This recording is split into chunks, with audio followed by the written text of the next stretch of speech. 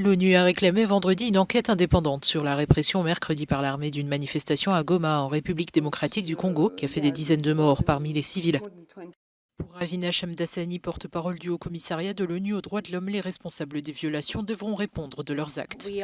Nous sommes extrêmement affectés par le fait qu'au moins 43 personnes ont été tuées, dont un policier et 56 blessés lors des manifestations de mercredi à Goma, dans l'est de la République démocratique du Congo. Nous avons reçu des informations indiquant que le nombre de morts pourrait être plus élevé. La répression de cette manifestation organisée par une secte et dirigée contre les forces de l'ONU déployées en RDC a fait 48 morts, selon un document interne des forces armées congolaises. 222 personnes ont été arrêtées au cours de l'opération, y compris des femmes et des enfants. Les manifestations ont été organisées contre la mission des Nations Unies pour la stabilisation en République démocratique du Congo, la MONUSCO, la force régionale de la communauté de l'Afrique de l'Est, d'autres agences des Nations Unies et des organisations internationales non gouvernementales.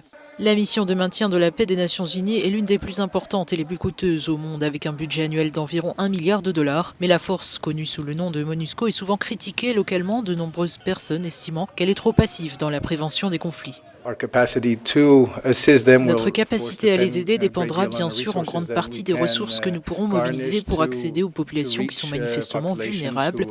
Et à l'heure actuelle, nous sommes confrontés à des limites dans notre capacité à le faire. L'année dernière, des dizaines de personnes ont été tuées lors de manifestations contre l'ONU, dont 4 soldats de la paix. Les dernières violences coïncident avec un débat sur le moment où la MONUSCO devrait se retirer de la RDC.